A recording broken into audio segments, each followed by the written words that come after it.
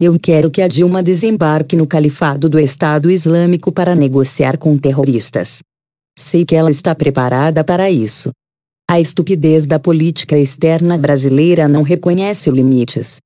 Não recua diante de nada. Não recua diante de cabeças cortadas. Não recua diante de fuzilamentos em massa. Não recua diante da transformação de mulheres em escravas sexuais. Não recua diante do êxodo de milhares de pessoas para fugir dos massacres. Não recua diante da conversão de crianças em assassinos contumazes. A delinquência intelectual e moral da política externa brasileira, sob o regime petista, não conhece paralelo na nossa história. A delinquência intelectual e moral da política externa brasileira tem poucos paralelos no mundo. Situa-se abaixo, hoje, de estados quase párias, como o Irã, e talvez encontre rivais à baixura na Venezuela, em Cuba e na Coreia do Norte. Nesta terça, na véspera de fazer o discurso de abertura da Assembleia Geral das Nações Unidas, ainda presidente do Brasil fez o impensável, falou negando, ultrapassou o limite da dignidade. Ao comentar os ataques dos Estados Unidos e aliados às bases do grupo terrorista Estado Islâmico, na Síria, disse a petista: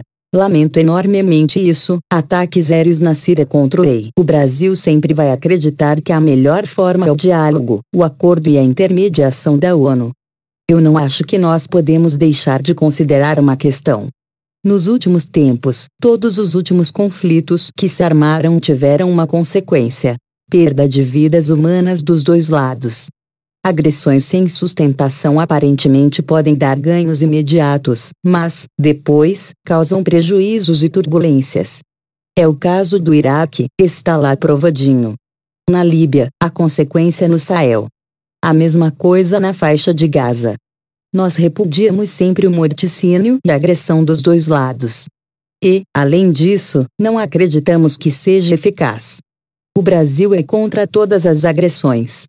E, inclusive, acha que o Conselho de Segurança da ONU tem de ter maior representatividade, para impedir esta paralisia do Conselho diante do aumento dos conflitos em todas as regiões do mundo. Nunca a política externa brasileira foi tão baixo. Trata-se da maior coleção de asnices que um chefe de Estado brasileiro já disse sobre assuntos internacionais. A fala de Dilma é moralmente indigna porque se refere a dois lados do conflito, como se o Estado Islâmico, um grupo terrorista fanaticamente homicida, pudesse ser considerado um lado e como se os Estados Unidos, então, fossem o outro lado. A fala de Dilma é estupidamente desinformada porque não há como a ONU mediar um conflito quando é impossível levar um dos lados para a mesa de negociação. Com quem as Nações Unidas deveriam dialogar? Com fascínoras que praticam fuzilamentos em massa? A fala de Dilma é historicamente ignorante porque não reconhece que, sob certas circunstâncias, só a guerra pode significar uma possibilidade de paz. Como esquecer, mas ela certamente ignora, a frase atribuída a Churchill quando Chamberlain e Daladier, respectivamente primeiros-ministros britânico e francês, celebraram com Hitler o Pacto de Munique, em 1938. Disse ele: entre a desonra e a guerra, escolheram a desonra e terão a guerra.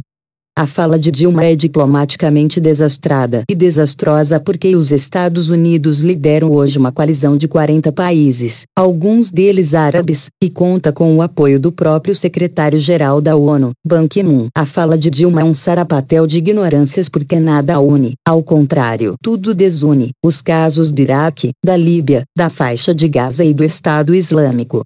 Meter tudo isso no mesmo saco de gatos é coisa de uma mente perturbada quando se trata de debater política externa.